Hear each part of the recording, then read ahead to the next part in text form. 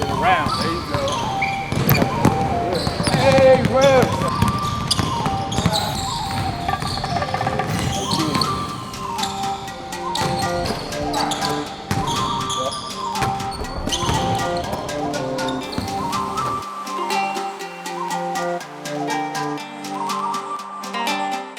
This is my very first time trying an all manual cinema setup to film basketball. Now, I'm a sports photographer and videographer, and I've been doing that for a couple years. I'm also, of course, a YouTube content creator, and I'm also a basketball coach. So I'm around basketball pretty much 6 out of 7 days of the week. I have 3 children at home that also participate in the high level basketball here in Georgia and nationally.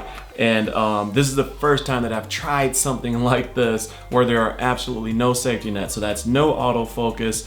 That is basically no electronic help with what my lens is seeing, etc. And so I picked up the Tilta Nucleus 2. They sent this out to me via Adorama, and this is going to help me learn how to manually focus. And you're wondering why I would put myself through that type of trouble. It's because of the type of shots that you can get with a manual focus is freaking phenomenal. So let me tell you about my first time using this, my first impressions, and how it's gone so far.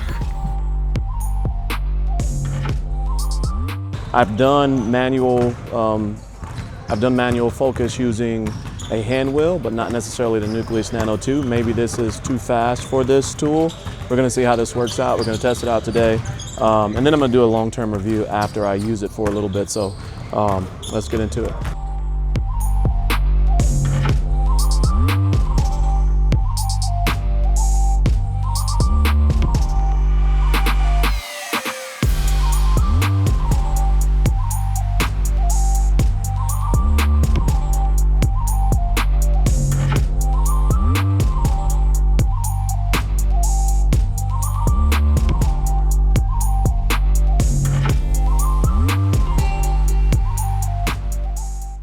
You know, and the reason I wanted to try out a cinema rig setup for, filming basketball is because I do a lot of these highlights and training sessions, these workout videos. Pops is a 3-star senior in this upcoming year. He already has Division I offers from Duquesne and Colorado State. And he's going to be getting ready to figure out, what his senior year is going to be able to do for him as far as getting more offers and things like that. And so I want to have a setup like this so that I can make some compelling footage for him to put on his page and other folks that I'm, capturing as well. But so that way, as he goes into his senior year, he can share some really cool looking footage with the coaches now that they are able to reach out to him and things like that as he's in his final year, so he can have as many conversations as he wants in his recruitment process. And so that's why I want to learn how to use this cinema grade stuff so that when I'm doing more of the talking pieces and stuff like that, it pops. I know his name is Pops, but that footage pops when they send it to those college coaches, and it's like, oh, and it's another thing that they, another value add for them as they send this footage out. And so that's why workout interview and stuff like that, create a little clip and things like that for them to send out. And so that's why I wanted to take this setup with me. One thing that really was beating me up while using this setup, for the first time, in shooting my video, like I had to focus on more than just the start, stop, record button. Typically when I'm using my FX30 with my 70 to 200 f4 or one of my other 24 to 70 Sigma or something like that, I've never had to focus on anything else. This was the first time where I'm constantly having to check aperture manually because I had my hands kind of close on the setup, from time, like when I'm holding this setup and things like that, sometimes I would hit that aperture ring and I would just completely change the way that the footage was looking. You get that obviously light to dark, dark to light and stuff like that. I also kept accidentally hitting the shutter speed and the ISO on the camera. I did that a lot. And that's because in the past, I only had to hit the start stop button, which is here on the FX30. I did not have to focus on I did not have to focus on like holding the wheel like this or anything like that, and so I never bumped into any other buttons, but I kept freaking bumping into the ISO and the shutter speed, and like all of a sudden my footage would be like real jerky, and I'm like, what the hell is going on? And then I would realize that I have the shutter speed extremely slow, right? And so it's adding judder or stutter into my footage. I would fix that, and then like 15 minutes later I would mess around and hit the ISO, and I'd be like, why is this so freaking? So I ended up putting my ISO at 3200, which is not the dual ISO for the FX30. That is for the A7C II that I was shooting on. And just throughout all of that, I had to remember a second setting.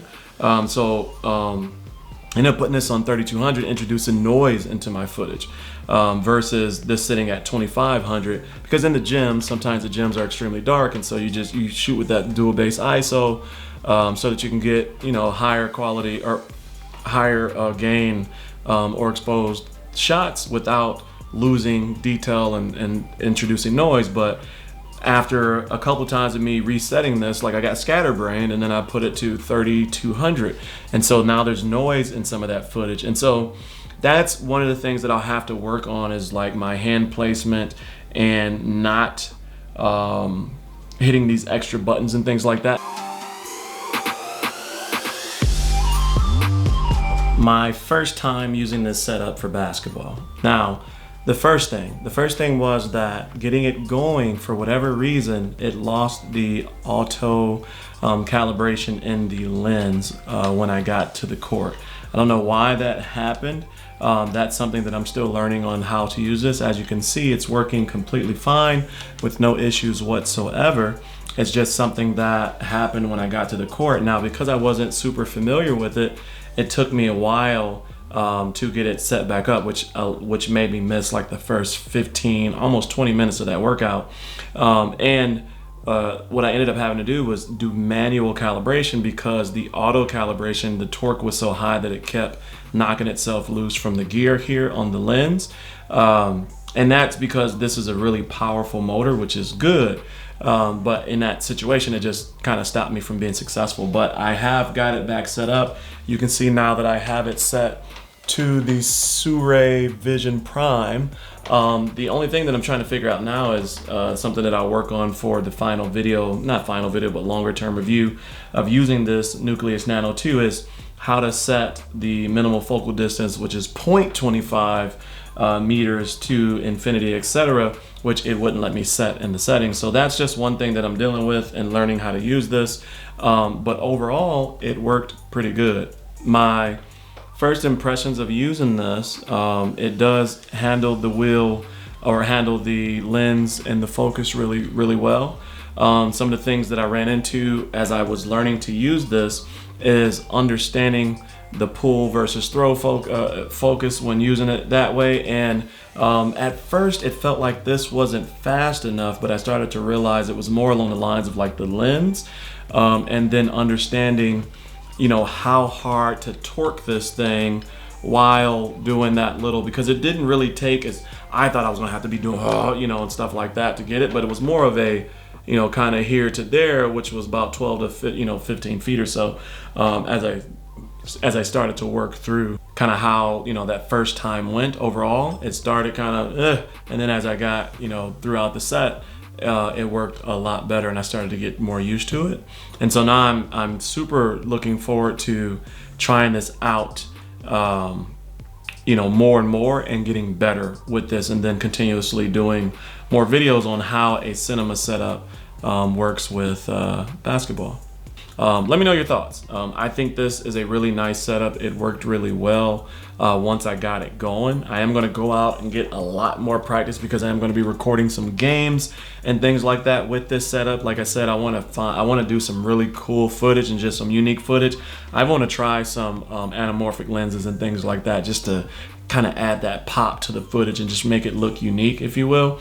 But again, let me know your thoughts. Follow along, because as I get better with this, I'll do more videos to share my progress and how I'm doing. I'll also be doing long-term review on the Nucleus Nano 2 as I start to really understand how to use it, setting A and B points to deal with that distance and stuff like that. So I don't know, let me know your thoughts on that. Any recommendations you have, put them in the comment section below. Subscribe if you're new to the channel and you like today's content. Join that cozy coalition, hit that subscribe button. But as always, stay cozy in that crazy world, and I will see you in the next video. Peace.